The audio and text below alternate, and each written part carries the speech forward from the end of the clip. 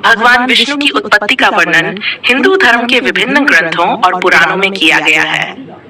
वे त्रिदेवों ब्रह्मा, विष्णु और महेश में से एक माने जाते हैं और सृष्टि के पालनहार हैं। भगवान विष्णु को पालक के रूप में पूजा जाता है, जो संसार की रक्षा और धर्म की स्थापना करते हैं। विष्णु जी की उत्पत्ति से संबंधित विभिन्न कथाएं। शिव पुराण में उल्लेख है कि परमेश्वर या आदि शक्ति ने अपने भीतर से 3 देवताओं को उत्पन्न किया, ब्रह्मा, विष्णु और महेश। ब्रह्मा को सृष्टि की रचना का कार्य सौंपा गया, विष्णु को सृष्टि का पालन करने का कार्य मिला और महेश को सृष्टि के संहार का कार्य दिया गया। इस दृष्टिकोण से विष्णु जी परमेश्वर के 3 रूपों में से एक हैं और सृष्टि के संतुलन और सुरक्षा के लिए उत्पन्न हुए हैं। विष्णु पुराण की कथा। विष्णु पुराण के अनुसार सृष्टि की उत्पत्ति के समय सर्वप्रथम एक अद्वितीय प्रकाश का प्रकट होना हुआ, जिसे परब्रह्म कहा गया। इसी परब्रह्म से भगवान विष्णु का प्रकट होना हुआ।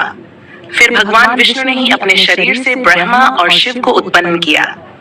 इस कथा में विष्णु जी को सर्वोच्च परमेश्वर माना गया है और उन्हें सृष्टि का आधार बताया गया है।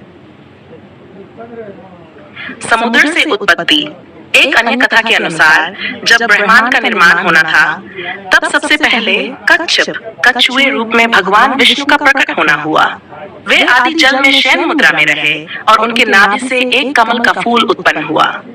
इसी कमल के फूल पर ब्रह्मा जी का जन्म हुआ, जिन्होंने सृष्टि की रचना की।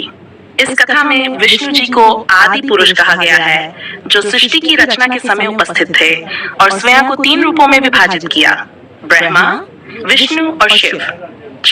भागवत पुराण की कथा। भागवत पुराण के अनुसार विष्णु जी सृष्टि के पालनकर्ता और सर्वोच्च परमात्मा हैं। ब्रह्मा जी ने अपने ध्यान में जब परब्रह्म का साक्षात्कार किया, तो उन्होंने भगवान विष्णु को देखा। भगवान विष्णु से ही तीनों लोकों का निर्माण और पालन होता है।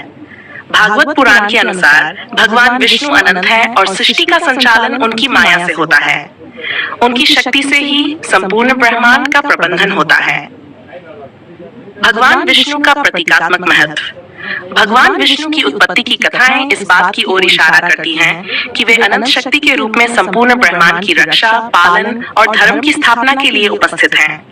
वे सत्य, धर्म और प्रेम के प्रतीक हैं। भगवान विष्णु के अनेक अवतार भी हुए हैं, जिनमें से प्रमुख दशावतार माने जाते हैं, जैसे मत्स्य, कूर्म, वराह, नरसिंह, वामन, परशुराम, राम, कृष्ण, बुद्ध और भविष्य में आने वाले कल्कि अवतार।